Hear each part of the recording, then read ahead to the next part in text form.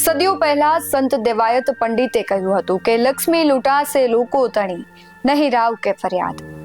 આજે અખબારના પાના ખોલો, ટીવી સ્ક્રીન જુઓ કે સોશિયલ મીડિયાના ફીડ સ્ક્રોલ કરો, આ પંક્તિઓ અક્ષર સાચી પડતી હોય તેવું દેખાય છે.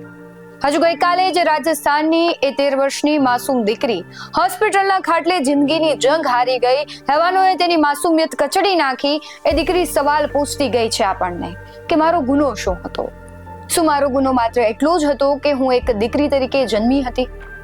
આપણે નવરાત્રીમાં જે દીકરીના પગ પૂજીએ છીએ, જેને લક્ષ્મી, દુર્ગા અને સરસ્વતીનું રૂપ માનીએ છીએ, એ જ દીકરી જ્યારે ઘરની બહાર નીકળતી હોય છે ત્યારે હવસખોરોની નજર તેને નક્ષીસ ફાડી ખાવા તૈયાર થાય છે.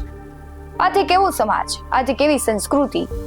અને દેવાયત પંડિત જે અક્ષરશ ભવિષ્યવાણી કરી ગયા છે, અત્યારે વર્તમાનમાં એક એક શબ્દ સાથે જ એવી ઘટનાઓ બની રહી છે, તેના વિશે જ વાત કરવી છે. નમસ્કાર, વાત વિગતવારમાં આપની સાથે હું છું ભગવતી વિશાવડિયા.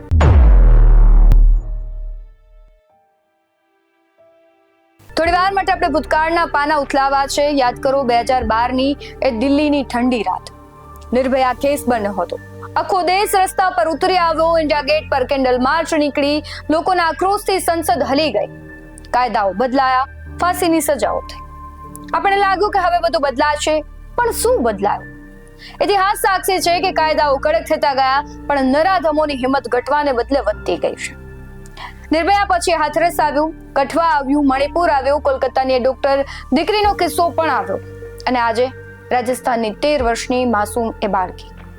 કરોડો મીણબત્તીઓ પીગળી ગઈ છે, પણ સમાજની એ અંધારી ગલીઓ આજે એટલી અસુરક્ષિત છે.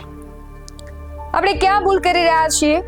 જ્યારે કાયદો ન્યાય આપે છે ત્યારે ઘણું મોડું થઈ જતા હોય છે, અને સમાજ ન્યાય કરવા બેસે ત્યારે પીડિત દીકરીના ચારિત્ર પર હંમેશા સવાલ ઉભો કરે છે.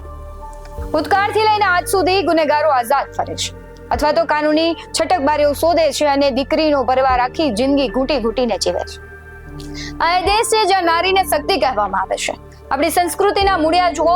યત્ર નાર્યસ્તુ પૂજ્યન્તે રમન્તે તત્ર દેવતા. જ્યાં નારીની પૂજા થાય ત્યાં દેવતાઓ નિવાસ કરે છે. આ આપણો વારસો છે, અને આપણે એ દેશના વાસીઓ છીએ જ્યાં જગતજનની માતા સીતાએ અગ્નિ પરીક્ષા આપવી પડી હતી માત્ર એક સવાલ પર. પ્રભુ શ્રી રામ જેવા આદર્શ પુરુષના પત્ની હોવા છતાં માતા સીતાએ સન્માન કાજે રાજમહેલ છોડીને વનવાસ પણ સ્વીકાર્યો. માતા સીતા પવિત્રતા અને સહનશીલતાનું સર્વોચ્ચ શિખર હતા. પણ એ જ સંસ્કૃતિ આપણને એ પણ શીખવે છે કે જ્યારે અતિ થાય ત્યારે દ્રૌપદીના અપમાન સામે મહાભારતનું યુદ્ધ પણ ખેલાય છે. આપણે ઝાંસીની રાણી લક્ષ્મીબાઈ, માં શક્તિ સ્વરૂપા દુર્ગા અને અનસુયાના સંસ્કારોની વાતો કરીએ છીએ. આપણી સંસ્કૃતિએ સ્ત્રીને ક્યારેય નબળી નથી ગણી, પણ આજે એ જ સંસ્કૃતિના નામે દીકરીઓને પાંજરામાં પૂરી દેવામાં આવે છે, અને દીકરાઓને ખુલ્લા પશુની જેમ રખડતા મૂકી દીધા છે. આથી કેવા સંસ્કાર છે જે માત્ર સ્ત્રીઓને જ સાચવવાના? હવે મારો સીધો સવાલ સમાજના વાલીઓ અને દીકરાઓ પર છે. જ્યારે પણ કોઈ સ્ત્રી પર અત્યાચાર થાય ત્યારે સમાજના ઠેકેદારો જ્ઞાન વહેંચવા નીકળે છે કે દીકરીઓએ ટૂંકા કપડાં ન પહેરવા જોઈએ, દીકરીઓએ મોડી રાત્રે બહાર ન રખડવું જોઈએ, દીકરીએ મર્યાદામાં રહેવું જોઈએ. આ બધું જ કરવું જોઈએ. હું એનાથી સહમત છું, પણ આ બધું દીકરીઓ માટે જ કેમ? 13 વર્ષની માસૂમ બાળકીએ ક્યાં ટૂંકા કપડાં પહેર્યા હતા? 2.5 વર્ષની બાળકી રાત્રે કયા ક્લબમાં ગઈ હતી? ખામી કપડામાં નથી, ખામી તમારી નજરમાં અને તમારા દીકરાઓના સંસ્કારોમાં છે. ઘરમાં દીકરી 10 મિનિટ મોડે આવે તો બાપ લાકડી લઈને ઉભો રહી જાય. ક્યાં ગઈ હતી? કોની સાથે હતી?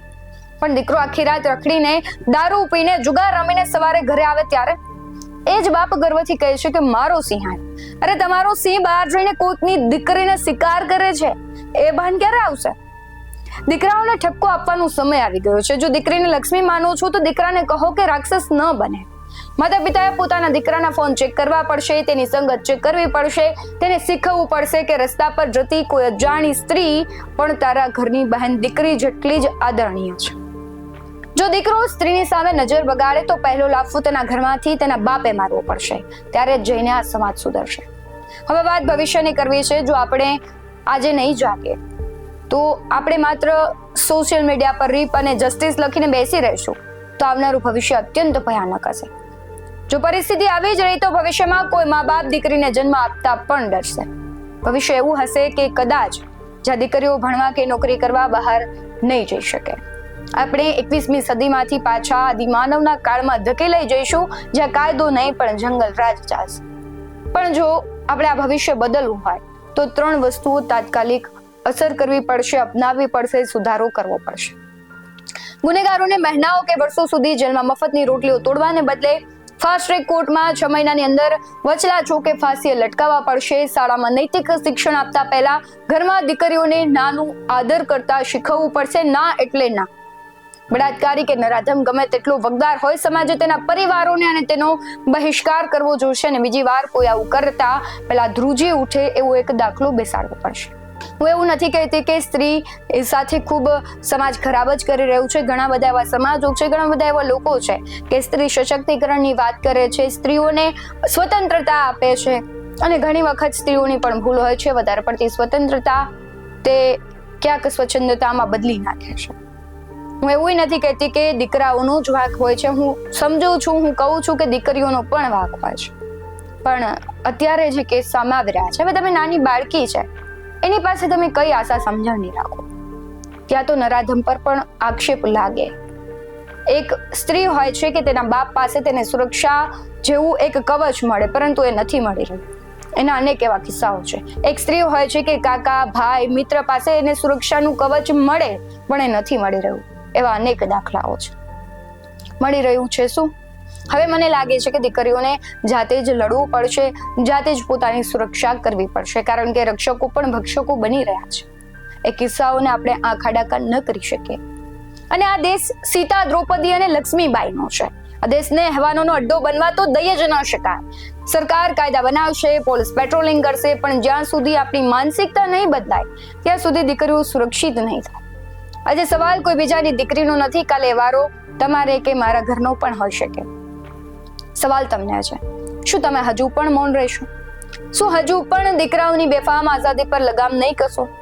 તમારો અવાજ નીચે કોમેન્ટમાં બુલંદ કરશો અને આ વિડીયોને દેશના ખૂણે ખૂણે સુધી પહોંચાડશો, કારણ કે જો આ વિડીયો છે તેના માધ્યમથી કોઈ નરાધમ કે આમાં જે કેસો ચાલી રહ્યા છે એમાં કોઈ પણ કાર્યવાહી થાય અને કોઈ એક વ્યક્તિના જીવનમાં બદલાવ આવે તો આપણા માટે ઘણું છે. હાલ વાત વિગતવારમાં બસ આટલું જ. તમારું શું માનવું છે કમેન્ટમાં જરૂરથી જણાવજો. બાકી આવા જ વધુ અહેવાલો સાથે ફરી મળતા રહીશું. તમે અમારી યુટ્યુબ ચેનલને સબસ્ક્રાઇબ કરવાનું, અમને ફેસબુક અને ઇન્સ્ટાગ્રામ પર ફોલો કરવાનું ભૂલશો નહીં. બાકી અમને બી અપડેટ્સ મેળવવા માટે જોતા રહો BS9 ન્યૂઝ. નમસ્કાર.